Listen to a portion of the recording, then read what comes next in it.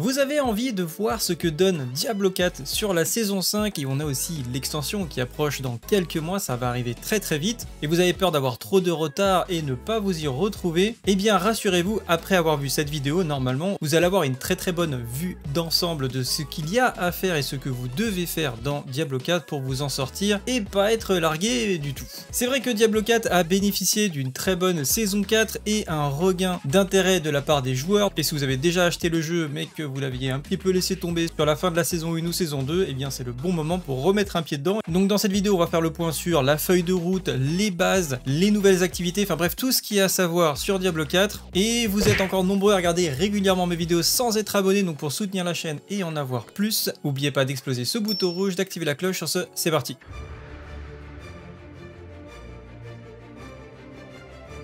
Vous retrouverez évidemment un article avec tous les liens en description, en particulier pour la feuille de route dont on va parler un peu plus loin dans la vidéo. On va commencer crescendo par les bases et ensuite je vous montrerai la feuille de route qui est en haute définition sur le lien et qui vous donne en fait tout simplement les différentes étapes pour progresser dans le jeu. Comme ça vous aurez vraiment une vue très claire de ce que vous avez à faire. Également pour commencer, je vous ai fait le jargon de Diablo 4. Vous avez le lien qui est directement encore une fois dans l'article, vous cliquez dessus et en fait ça va vous amener sur un tableau qui répertorie la plupart des acronymes et des mots-clés que j'utilise. Alors c'est des mots-clés qui sont assez communs dans le domaine des MMORPG et RPG que vous retrouvez dans la plupart de mes vidéos, que ce soit World of Warcraft quand j'en faisais encore, Diablo 4 évidemment, mais également Ashes of Creation qui sortira bientôt. C'est vraiment des termes qu'on utilise tout le temps, donc si vous êtes un peu largué et que vous en avez marre de m'entendre dire des mots que vous ne comprenez pas, moi je suis désolé, ça fait 20 ans que je joue à des RPG et j'ai pas forcément trouvé des fois des mots qui peuvent remplacer certains termes qu'on retrouve dans les jeux vidéo ou qui n'auraient tout simplement pas de sens pour les gens qui y jouent régulièrement. Bref, je vous ai fait un lexique, comme ça si vous comprenez pas un mot, eh bien vous pouvez aller le consulter tout simplement. Si vous commencez Diablo 4, évidemment la première chose que vous allez devoir faire, c'est choisir un personnage. Donc moi, ce que je vous conseille, évidemment, c'est de les tester. En fait, tout simplement, vous allez dans le jeu, vous créez un personnage, ça va très vite maintenant de faire les premiers niveaux. Vous regardez un petit peu ce que ça donne niveau gameplay, déjà en termes de feeling. Une fois que vous avez trouvé quelque chose qui vous convient bien, eh bien vous pouvez partir sur cette classe. À noter que si vous cherchez la performance, j'ai créé un sondage il y a 17 heures là, donc il est encore en cours, mais on a quand même une tendance qui est en train de se dessiner. Comme vous pouvez le voir, en plus j'ai mis l'ordre qui me semblait être le plus juste pour la prochaine saison et il se dessine plutôt pas trop mal. On a le guerrier encore en première position qui a l'air d'être toujours aussi haut dans l'estime des joueurs pour la saison 5. Il était incroyablement fort et dans la plupart des saisons le guerrier est incroyablement fort, largement au-dessus parce qu'il a plus d'aspect et d'emplacement d'armes que les autres, ce qui lui permet en général de créer plus de combinaisons. Blizzard sur la saison 5 a essayé de nerfer entre guillemets, plutôt de booster les caractéristiques principales des différentes classes pour qu'elles rattrapent en termes de puissance le guerrier. On verra sur cette saison si c'est suffisant. En tout cas, si vous cherchez à vous faire une petite idée et vous voulez absolument jouer la classe la plus puissante, vous avez les joueurs qui vous répondent dans ce formulaire et vous aurez une petite idée sur les classes les plus fortes de la prochaine saison, même si évidemment tant qu'on n'a pas testé, qu'on n'a pas joué, je vous ferai une tier list qui arrivera, on va dire environ 2 semaines après la sortie de la saison. Je vous propose un classement des différentes classes et surtout on verra les performances dans le pit qui est une activité de fin de jeu que je vous présenterai dans quelques instants. Donc une fois que vous allez choisir votre classe, vous allez devoir remplir un pseudo évidemment, mais vous avez 2 cases que vous pouvez cocher, c'est soit le mode extrême ou passer la campagne. Alors je ne sais pas parce que je n'ai pas de nouveau compte, mais il me semble que maintenant tout le monde peut passer la campagne. Je me trompe peut-être, vous pourrez me corriger en commentaire si vous avez créé un compte récemment, mais initialement, on ne pouvait pas passer la campagne tant qu'on ne l'avait pas complété sur au moins un des personnages, que ce soit en normal et en hardcore, mais il me semble que ça avait été un petit peu nerfé à ce niveau-là. Si c'est la première fois que vous jouez au jeu, même si la campagne n'est pas le moyen le plus efficace de monter en niveau, je vous la conseille quand même parce qu'elle est vraiment bien. Voilà, les cinématiques sont super cool, vous allez passer un bon moment, c'est pas si long que ça vous permet de comprendre un peu mieux les mécaniques crescendo, ça commence à donner des petits loots assurés et tout, c'est pas mal. Voilà, la campagne elle est vraiment sympa, donc si vous l'avez pas faite, faites-la. Mais si vous voulez absolument, je sais pas, jouer avec des potes et aller le plus vite possible, vous pouvez évidemment passer la campagne. Le mode extrême, pour un nouveau joueur, je ne le vous conseille pas. Si votre personnage meurt, que ce soit via un bug ou autre chose, c'est fini, il est envoyé à la poubelle. Donc c'est vraiment pour les joueurs, on va dire, qui ont déjà une bonne vue d'ensemble et qui maîtrisent bien au moins une classe et une spécialisation pour pouvoir s'en sortir et ne pas mourir trop vite, en tout cas dans l'aventure. Et ça risquerait de vous dégoûter plus qu'autre chose et ça serait bien dommage. Une fois que vous arrivez dans le jeu, il y a des petites choses qu'on peut voir, notamment au niveau de la configuration du jeu. On a évidemment la configuration graphique traditionnelle, donc là vous pouvez ajuster les curseurs comme vous le souhaitez en fonction des performances de votre PC. Je vous conseille quand même toujours de décocher la synchronisation verticale. Pour un maximum de fluidité, assurez-vous d'avoir toujours un nombre d'images par seconde qui est supérieur au taux de rafraîchissement de votre écran si votre machine peut se le permettre. Au niveau de l'onglet jeu, il faut que vous cochiez informations avancées des infobulles. C'est important puisque ça va masquer certaines caractéristiques et propriétés des objets que du coup, si vous n'avez pas ces infos, vous allez avoir du mal à comprendre le jeu. Je le conseille même aux débutants parce que si vous n'avez pas les infos, vous ne comprenez pas comment le jeu fonctionne tout simplement. Donc voilà, c'est un truc qui devrait être de base, mais voilà, il faut vraiment aller cocher ça. Vous avez évidemment la partie commande qui vous permettra de configurer vos touches comme vous le souhaitez. Néanmoins, je vous conseille de juste prendre connaissance du forcer le déplacement. C'est une fonction qui peut être utile dans certains builds. Par exemple, sur la saison précédente, le build épine, ça permettait de lancer des compétences beaucoup plus rapidement en annulant en fait certaines animations. Ça permet d'éviter aussi de cliquer sur des monstres et donc du coup de vraiment déplacer votre personnage, d'avoir une meilleure précision sur la gestion de votre personnage. Mais c'est vraiment pas du tout obligatoire. Moi, je joue depuis la sortie de Diablo 4 sans vraiment l'utiliser. J'ai pas eu trop de problèmes. Voilà, c'est plus pour le très haut niveau, disons. Voilà pour les configs importantes. Maintenant, au niveau de l'interface, on est sur quelque chose de très traditionnel au niveau de Diablo 4, barre de vie, barre de ressources qui sont différentes d'ailleurs entre les classes. Par exemple là pour le barbare c'est la fureur.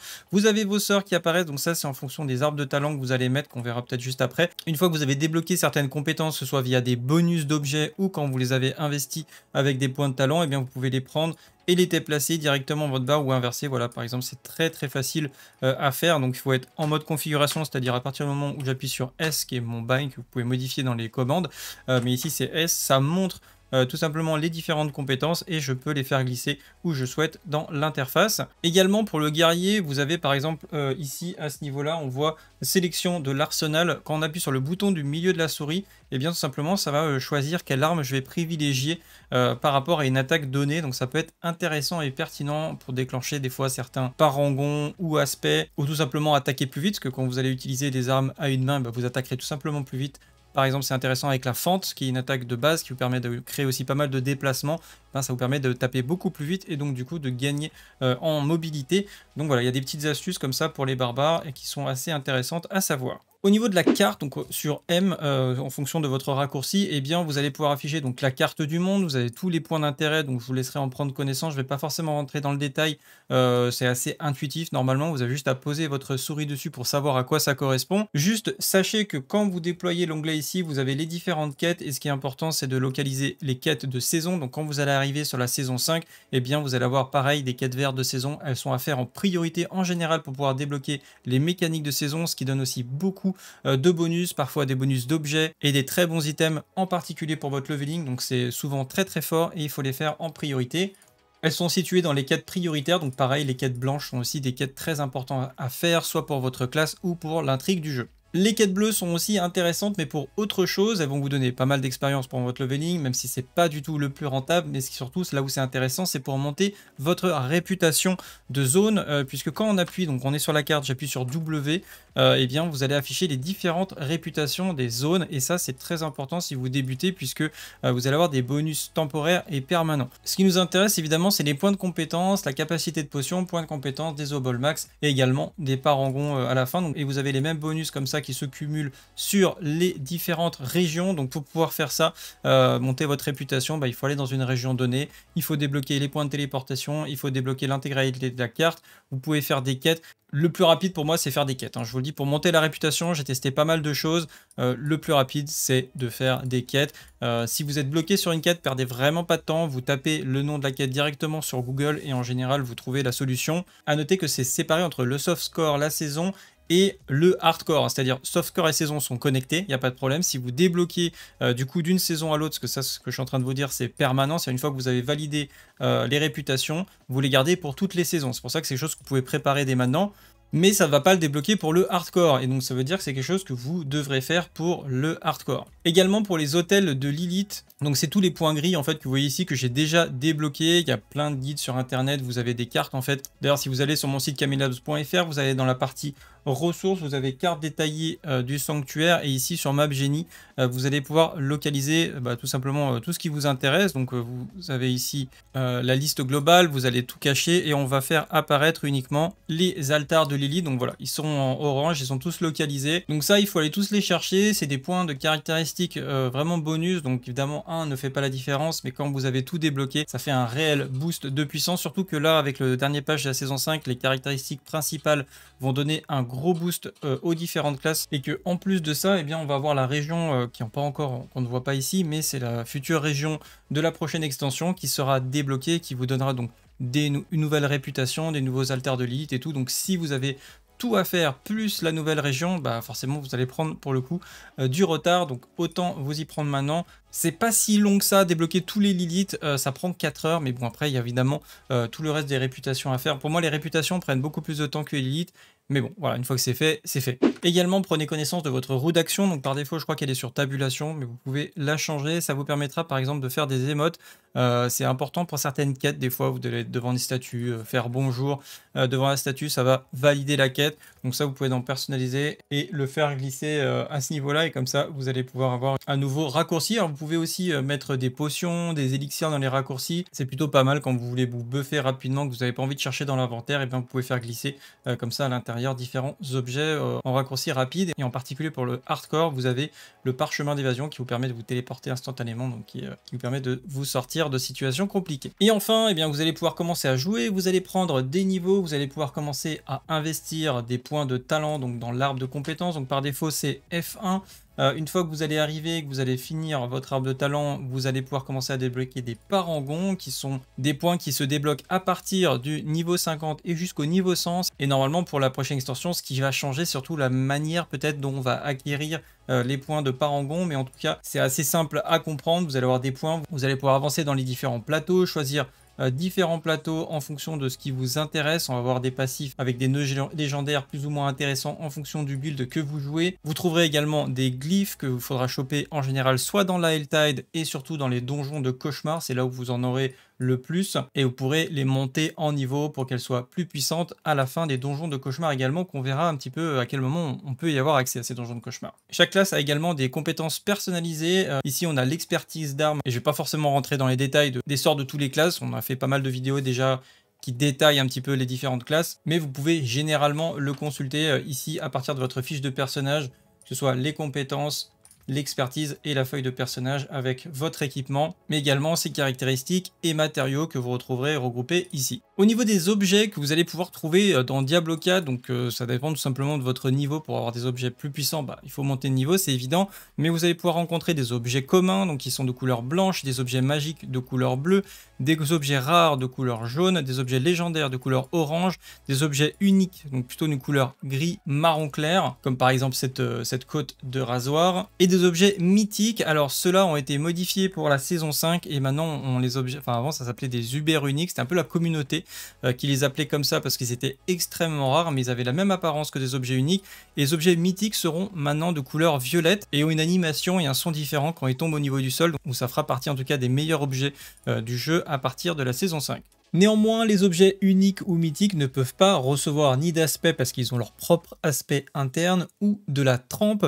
Néanmoins, ils peuvent être quand même perfectionnés. Et d'ailleurs, qu'est-ce que c'est que la trempe et le perfectionnement? Eh bien, c'est les nouvelles mécaniques qui ont été rajoutées, qui vont rester de manière définitive, parce que c'est pas un truc lié à la saison, c'est vraiment une modification profonde de Diablo 4 qui a été ajoutée sur la saison 4 et qui vous permet tout simplement d'améliorer vos objets. Donc, c'est-à-dire qu'une fois que vous allez récupérer un objet, donc par exemple ici on a un objet légendaire avec de la force, de la vitesse d'attaque et de la réduction de coûts de ressources, et bien si je vais chez le forgeron, je peux tout simplement lui demander de rajouter des particularités à cet objet. Donc ça peut être des particularités d'attaque ici. Donc en fonction de l'emplacement d'objet, vous allez avoir plus ou moins de catégories disponibles. Et en fonction de la qualité de l'objet, vous pourrez également en mettre plus ou moins. Là, je peux en mettre 2 catégories puisque c'est un objet ancestrale, et donc du coup je vais pouvoir mettre 2 trempes à ce niveau là. Donc par exemple on va choisir une des recettes que j'aurais récupéré dans la Helltide, hein, une activité qu'on verra tout à l'heure dans la feuille de route, et je vais avoir une de ces statistiques aléatoires. Donc là je peux choisir une des recettes, chaque recette a un taux de proc aléatoire sur par exemple ici des dégâts de manière générale, des dégâts contre les cibles qui perdent un contrôle, ou des dégâts contre les cibles proches, ou des dégâts contre les cibles à distance. Donc je vais choisir celui-ci, je mets mon objet, je lance la trempe, ça me coûte des composants, et on voit qu'il a installé des dégâts contre les cibles proches.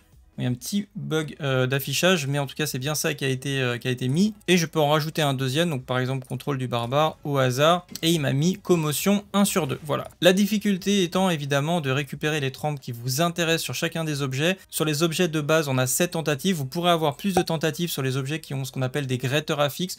Je vous donne un exemple de greater affix. Par exemple là sur mon amulette, j'ai un greater affix sur les points de vie, puisque on a bien un bonus de 1400 HP sur les points de vie, alors que par exemple ici vous voyez je ne l'ai pas en amélioré, j'ai que 769 de points de vie, donc ça permet de augmenter considérablement la valeur d'un affix. Le greater affix est toujours à la puissance maximum, et donc du coup vous essayez d'avoir des objets qui sont du coup boostés, ensuite de mettre les trempes qui vous intéressent à ce niveau là, et ça arrive parfois qu'on ait utilisé toutes nos tentatives de trempes qui encore une fois peuvent varier sur la saison 5 en fonction du nombre de greater affix que vous allez avoir. Je crois que c'est une tentative de plus par greater affix au niveau de l'objet, et vous avez 2 trempes de base, puis après 5 autres tentatives plus celles que vous avez en greater affix. Donc je crois que le maximum ça doit être 10 avec un objet qui a 3 greater affix. Et si vous n'avez pas réussi à avoir toutes les tentes, enfin sur les tentatives que vous avez fait, vous n'avez pas réussi à avoir les trempes que vous désiriez, et bien malheureusement l'objet il va être ce qu'on appelle brick, il va être cassé.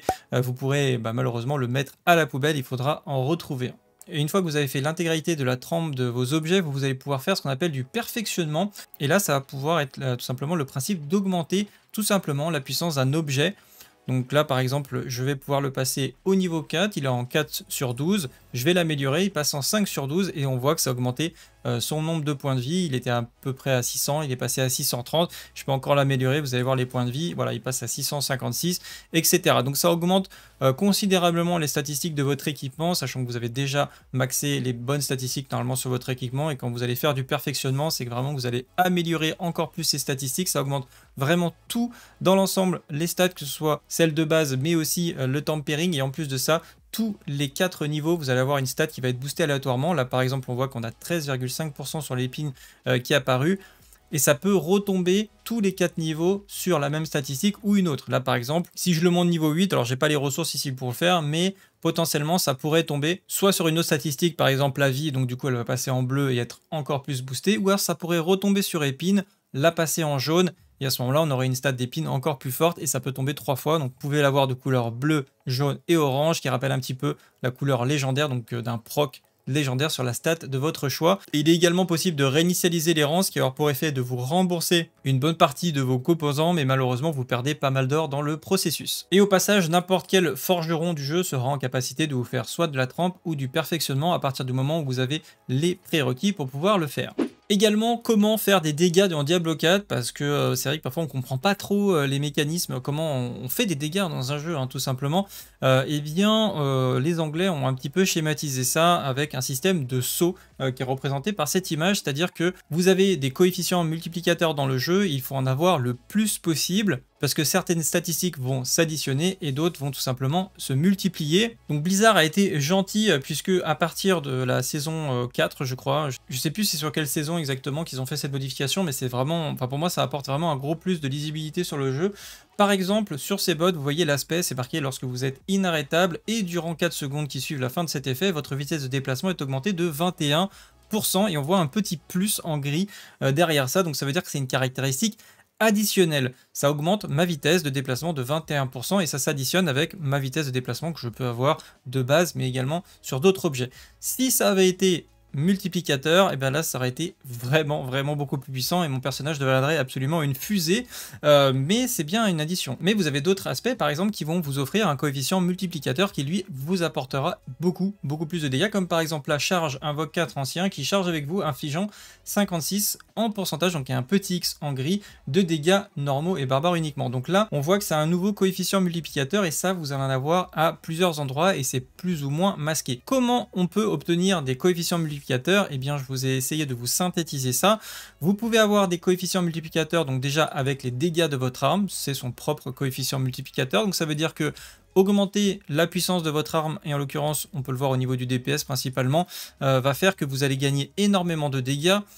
Les dégâts également de vos compétences, c'est-à-dire quand vous allez regarder un dégât au niveau de la compétence, vous avez un coefficient multiplicateur, mais également au niveau de certaines compétences, vous pourrez avoir de nouveaux coefficients multiplicateurs. Par exemple ici, on a ce passif, c'est marqué inflige des dégâts directs à une cible avec une autre compétence que soulèvement augmente de 12% X, donc en coefficient multiplicateur, les dégâts de votre prochaine utilisation de soulèvement. Vous pourrez aussi trouver des coefficients multiplicateurs dans des objets uniques ou mythiques, donc certains objets vont augmenter vos dégâts, il y aura un petit X également pour vous préciser que c'est un coefficient multiplicateur. Votre caractéristique principale est un coefficient multiplicateur, donc c'est assez simple. Pour le guerrier, par exemple, ça sera la force, mais pour un sorcier, eh bien, ça sera l'intelligence. Le druide, la volonté, et le voleur, la dextérité. Les dégâts de coup critique sont un coefficient multiplicateur, les dégâts d'accablement sont un coefficient multiplicateur, les dégâts de vulnérabilité sont un coefficient multiplicateur, les multiplicateurs d'aspect, comme on a vu tout à l'heure, comme par exemple pour la charge, vous pouvez en avoir également. Les multiplicateurs de l'arbre de compétences, on en a vu il y a quelques instants. Et pareil, dans vos parangons, vous pouvez avoir des coefficients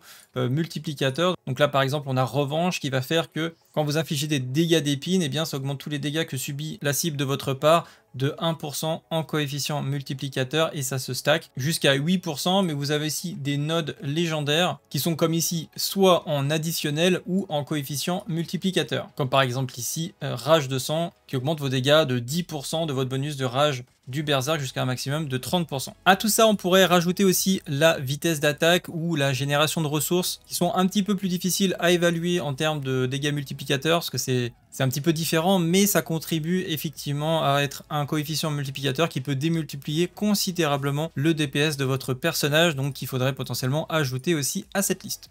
Voilà, donc maintenant vous avez toutes les bases pour pouvoir bien commencer l'aventure et commencer votre personnage sur Diablo 4. Et maintenant, il ne reste plus qu'à savoir comment on va évoluer, quelles activités on va faire dans l'ordre pour progresser dans le jeu. Et bien c'est là où on revient dans ma roadmap que je vous ai fait sur Diablo 4. Donc on est ici par exemple sur le off-saison, donc préparation par exemple de saison, qui peut correspondre à la fin de la saison précédente. Aujourd'hui je considère qu'on est dans le off-saison, puisque ça y est, on va dire que la saison 4 a battu son plein. La plupart des joueurs qui avaient à faire des choses ont un petit peu stop le jeu et attendent les futures saisons. Mais vous, si vous commencez le jeu, vous pouvez attaquer évidemment sur la saison 4 pour commencer à débloquer pas mal de choses. Comme je vous disais, les hôtels de Lilith, les waypoints, les quêtes pour monter votre réputation de zone et les bastions aussi qui vous donneront pas mal de réputation. Tout ça, c'est des choses que vous pouvez faire dès maintenant pour commencer un petit peu à découvrir le jeu. Mais une fois que la saison sortira, eh bien, vous allez commencer à XP. Donc, qu'est-ce qu'on fait en priorité? Je vous ai dit, c'est les quêtes de saison indiquées en vert sur votre carte. Vous les suivez en priorité. Si vous avez tout fait au niveau de la quête de saison, on va partir dans les Helltide. Les Helltide sont assez faciles à repérer. Vous allez sur votre carte, c'est ces zones qui sont en rouge. Elles sont quasiment présentes en permanence. Elles ont juste 5 minutes de downtime, c'est-à-dire qu'elles sont 5 minutes pas disponibles. Et après, vous pouvez les refaire de nouveau.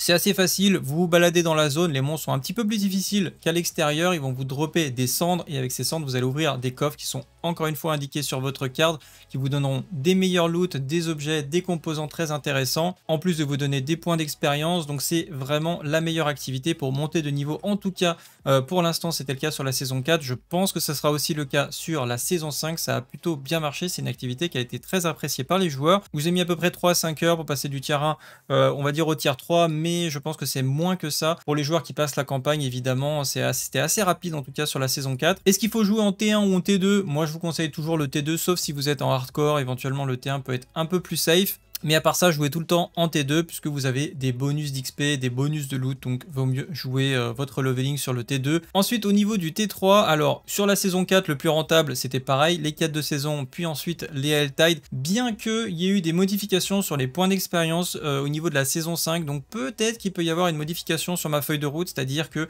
à partir du T3, on peut commencer à faire des donjons de cauchemar. Alors, les donjons de cauchemar, c'est en fait des donjons que vous voyez ici qui sont indiqués sur la carte, mais qu'il va falloir ouvrir avec une clé. Donc, vous pouvez dropper soit dans les Helltide ou dans certaines activités du jeu, comme les murmures, hein, qui sont des petites quêtes qui sont indiquées ici en rouge sur la carte. Vous avez ici l'emplacement des quêtes qui va se remplir. Et quand vous en avez fait 10, vous allez pouvoir aller voir l'arbre des murmures qui est en bas à droite de la carte directement dans Awezar.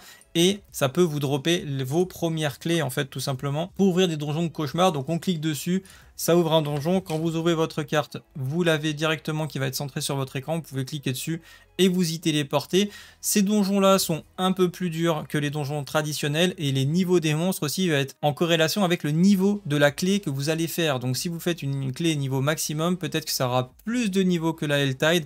Et par conséquent, plus on aura une différence importante de niveau avec les monstres, sachant qu'ils ont retiré le cap sur la saison 5, peut-être que les donjons de cauchemar deviendront plus intéressants pour rush l'XP à partir du T3, mais ça reste à tester et à prouver au niveau de la prochaine saison. En tout cas, je vous tiendrai au courant évidemment assez rapidement au niveau de la sortie de la saison avec une petite news.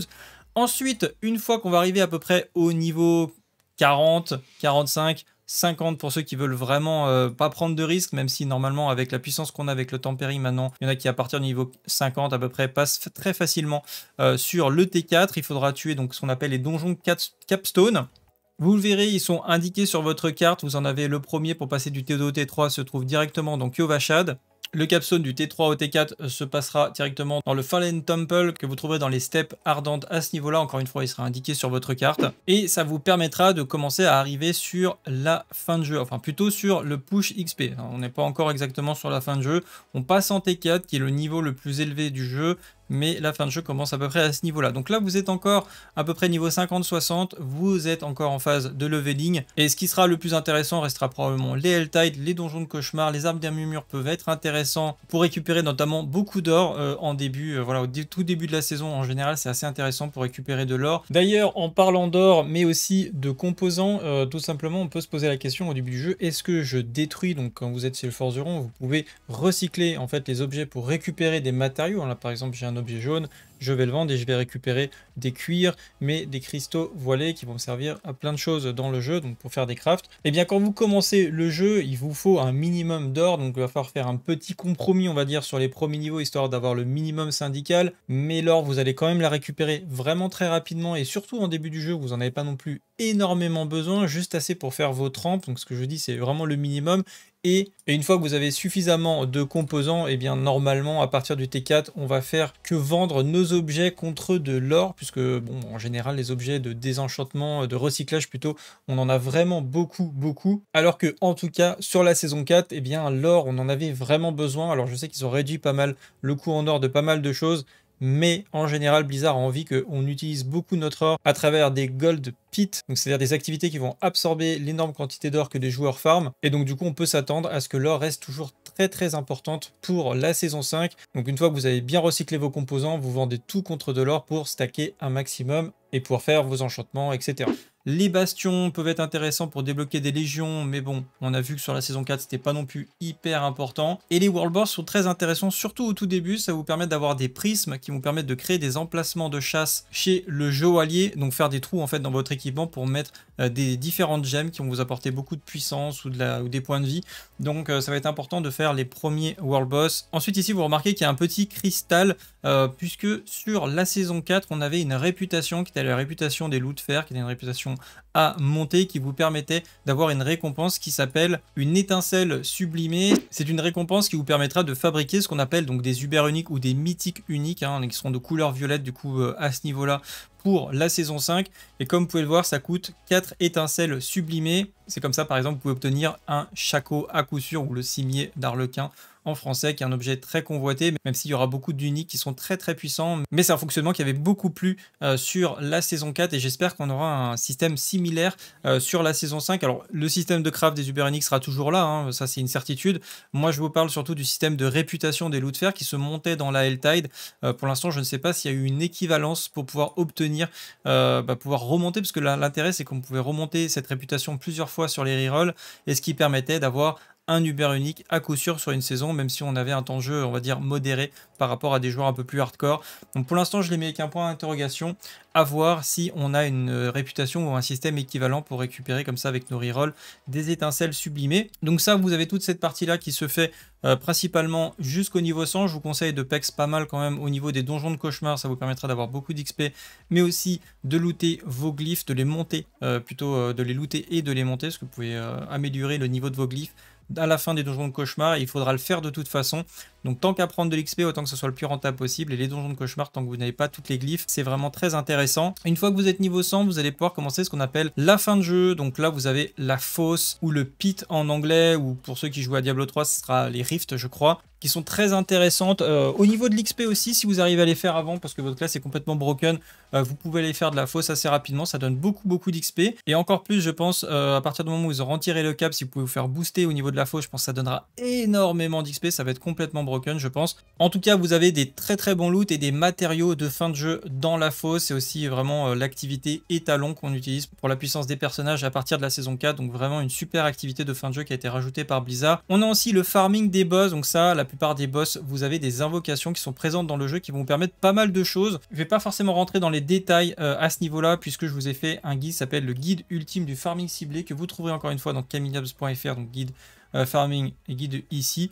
Dedans, vous avez donc tous les boss qui existent. Vous allez pouvoir aller consulter leur guide détaillé. Donc par exemple Grégoire, qu'est-ce que c'est comme boss, à quoi il ressemble, où c'est qu'il est localisé. Vous avez le truc, qu'est-ce qu'il faut pour l'invoquer, que ce soit en version normale, parce qu'il y a la version normale ou la version Uber, donc qui est plus difficile à invoquer, qui demande plus de composants comme des pierres stigènes que vous allez obtenir justement dans vos activités de fosse. Et ces Uber boss vous donnent des meilleurs loots, voilà, tout simplement. L'avantage des différents boss, que ce soit en normal ou en Uber, en version Uber, c'est que vous allez avoir certains loots en particulier. Donc quand vous cherchez par exemple en barbare Ramaldni, et bien cette épée là se trouve directement sur ce boss. Donc comme ça, vous allez pouvoir, dans la liste principale, je vous ai mis la liste de tous les objets uniques, je la mettrai à jour pour la saison 5 bien sûr, vous avez la liste de tous les objets. Donc par exemple si je cherche la témérité, je fais une recherche sur la page et je tombe sur témérité et je vois qu'il tombe sur l'or de Zir. Donc j'ai juste à aller sur Zir, voir où il se trouve, quels sont les composants pour l'invoquer, et en avant je peux aller farmer mon objet. Pour les objets Uber uniques, ils tomberont principalement sur les versions Uber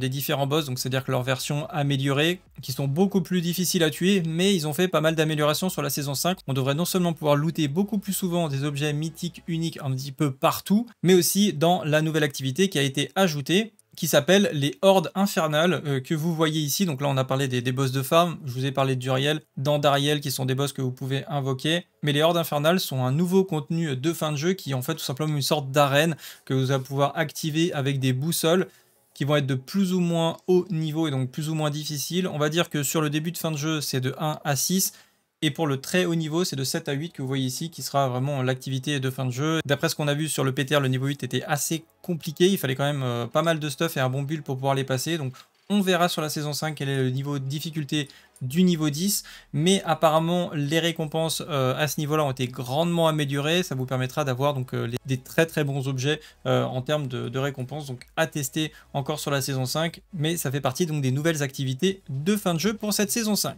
Et pour finir, ce qu'on appelle l'ultra fin de jeu, eh bien on va voir la fosse encore une fois qu'on retrouve, mais ça va être des failles supérieures, donc avec plus de 100, 120 à 200, qui sont vraiment du très haut niveau. Tous les boss de type Uber, il faut quand même avoir un bon équipement. À noter que je vous ai remarqué des petits étincelles sublimées à ce niveau-là. Vous allez en dropper une sur votre premier Uber boss que vous tuez de la saison, donc peu importe lequel. Si vous tuez la bête de glace, je crois qu'elle d'ailleurs j'ai mis 150, je crois qu'elle est au niveau 200 maintenant. La bête de glace, si vous la tuez pour la première fois sur cette saison, vous allez looter une étincelle sublimée. Si vous tuez Uber Lulith pour la première fois de la saison, vous allez looter une étincelle sublimée. Et on avait également celle de la réputation de saison, mais on ne sait pas encore si elle va être conservée. Donc est-ce qu'il y en aura plus ou moins d'obtenables sur la saison 5? Ça reste à découvrir. Si vous voulez plus d'informations sur Diablo 4, en plus de ce qu'il y a sur mon site et ma chaîne, vous avez pas mal de créateurs français qui produisent régulièrement des vidéos sur le sujet, comme par exemple Enip Talion, Cube, Love to Play, Shadow Dragon, Sagittarian, Telimo ou encore Slashing Creep. Donc je vous mettrai les liens de leur chaîne directement à la fin de mon article. N'hésitez pas à les consulter, mais également abonner à leur chaîne parce qu'il faut soutenir les créateurs de contenu français, donc n'hésitez pas. Également, si vous cherchez un clan, eh bien vous avez le Discord qui est en description, qui est à votre disposition. On aura 2 effectifs distincts pour la saison 5, avec un clan chill pour les joueurs un peu plus casual et un clan push pour les joueurs un peu plus hardcore. On sera tous réunis sur le même Discord. Le but est évidemment de favoriser l'entraide et les échanges. Vous retrouverez aussi un canal pour partager vos invocations, du theory crafting pour toutes les classes et des salons pour vendre ou rechercher des objets. Si vous n'avez pas envie de passer par un site tiers, eh bien vous pouvez tout simplement faire un post avec votre objet directement sur le Discord. Certains l'utilisent. Comme ça, c'est peut-être plus simple pour vous. Voilà, et je pense que j'ai fait le tour à peu près de tout ce qu'il y a à savoir pour bien démarrer Diablo 4. Hein. Si j'ai oublié des petites choses, n'hésitez pas de les mettre en commentaire, c'est fait pour ça. Et merci à tous ceux qui mettront du coup des remarques intéressantes. Et on se retrouve dans des prochaines vidéos builds, puisque il y aura plein de nouveaux builds à vous proposer. J'ai hâte de tester tout ça pour la saison 5. Sur ce, salut à tous, salut la guilde et à bientôt. Ciao!